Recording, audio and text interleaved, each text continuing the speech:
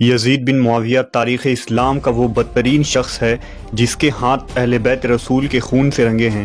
اس کی سیاہ شخصیت اور کارنامے اسے فرعون، نمرود اور قارون کے صف میں کھڑا کر دیتی ہے، جس کا انجام آخرت میں بھیانک ترین اور باعث عبرت ہوگا۔ اس نے مدینہ میں فساد مچایا، کعبہ کو نذر آتش کیا اور سینکڑوں صحابہ کو اپنی بیعت توڑنے کی وجہ سے شہید کیا، لیکن اس کا سیاہ ترین کارنامہ امام علی مقام حضرت حسین ابن علی علیہ السلام اور اہل بیت رسول کو شہید کرنا ہے۔ یزید ملعون کا پورا نام یزید بن معاویہ بن ابو سفیان الاموی تھا، جس کی ولادت 25 ہجری یعنی سن 645 عیسوی میں حضرت عثمان غنی رضی اللہ تعالیٰ عنہ کے دور خلافت میں ہوئی۔ یزید کی ماں میسون ایک عیسائی عورت تھی جس کا تعلق شام کے کلبیہ قبیلے سے تھا۔ یزید کی پرورش شام کے دیہات میں ہوئی اور ایک عیسائی دایا نے اس کی پرورش کی، اس لیے اسے نصرانی طریقے سے پرورش کیا گیا۔ جب سن 60 ہجری میں حضرت معاویہ ابن ابو سفیان نے امیر المومنین علی علیہ السلام سے بغاوت کر کے شام میں بنو امیہ حکومت کی بنیاد رکھی تو اس وقت یزید نوجوان تھا، لہٰذا حضرت معاویہ نے یزید ملعون کو اپنے بعد حاکم بنانے کی کوشش میں لگ گئے، اور پھر صلح حسن کے بعد جب پوری اسلامی حکومت معاویہ ابن ابو سفیان کے ہاتھوں آئی تو انہوں نے شام، عراق، مصر اور حرم میں اپنے حمایتیوں کے ذریعہ خطبوں میں یزید کا نام لینے کا حکم دیا، نیز تلوار کی زور اور دیناروں کی تھیلیوں کے ذریعہ گورنروں اور سپہ سالاروں کو بھی یزید کا حمایتی بنایا گیا۔ امام حسن علیہ السلام کے ساتھ کی جانے والی شرائط کو توڑ دیا گیا۔ سن 60 ہجری میں نبی صلی اللہ علیہ وسلم کی پیشن گوئی کے مطابق یزید تخت نشین ہوتا ہے اور تاریخ اسلام کا ایک سیاہ باب کھل جاتا ہے۔ کچھ اصحاب رسول یزید کی بیعت سے صریح طور پر انکار کر دیتے ہیں، جن میں اس وقت کے سب سے افضل شخص اور نواسۂ رسول حضرت حسین ابن علی بھی شامل تھے۔ اس بات کا بہت زیادہ اندیشہ تھا کہ کہیں اسلامی حکومت کے اندر بغاوت نہ پھوٹ پڑے اور لوگ حضرت حسین ابن علی کو اپنا رہنما بنا کر خروج نہ کر دیں۔ اس جرم میں امام حسین اور اہل بیت رسول کو سن 61 ہجری میں میدان کربلا میں یزید کے حکم سے شہید کر دیا جاتا ہے اور ان کے سر کو بطور عبرت شام کے بازاروں میں نیزوں پر بلند کیا جاتا ہے اور لوگوں کو دکھایا جاتا ہے کہ بغاوت کا کیا انجام ہوتا ہے۔ یزید کی ذاتی زندگی کو مورخین نے فحاشی، برائی، خباثت اور سرکشی سے بھرا ہوا لکھا ہے۔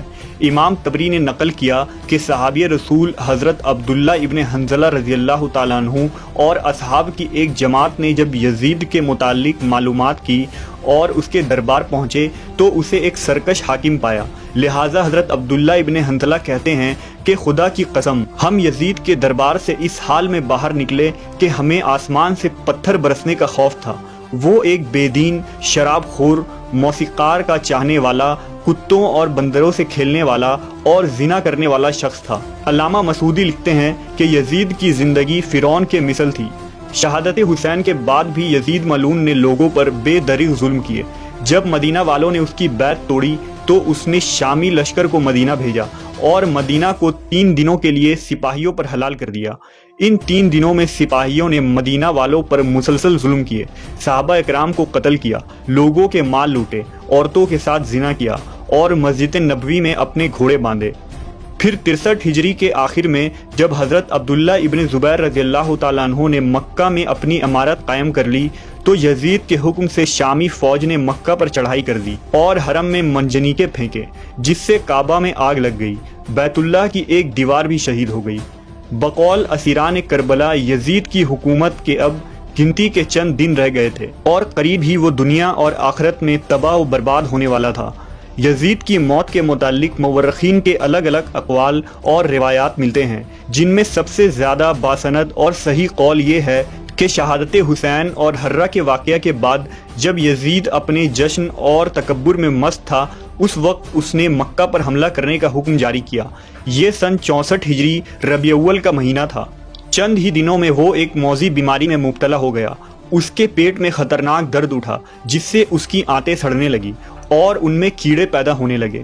دمشق کے بڑے بڑے طبیب کو بلایا گیا لیکن وہ اس بیماری سے یزید کو شفایاب کرنے میں ناکام ہو جاتے تھے، کیونکہ یہ اللہ کی طرف سے قہر تھا جو اسے قبر تک لے جانے والی تھی۔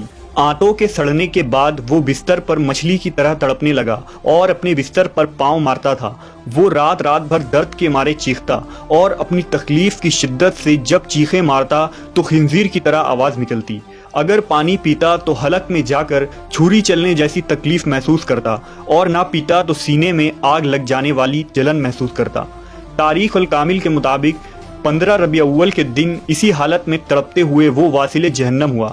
جب اس کے درباری اس کے قریب گئے تو یزید کی لاش سے بھیانک بدبو آنے لگی، جس سے لوگ دور بھاگنے لگے۔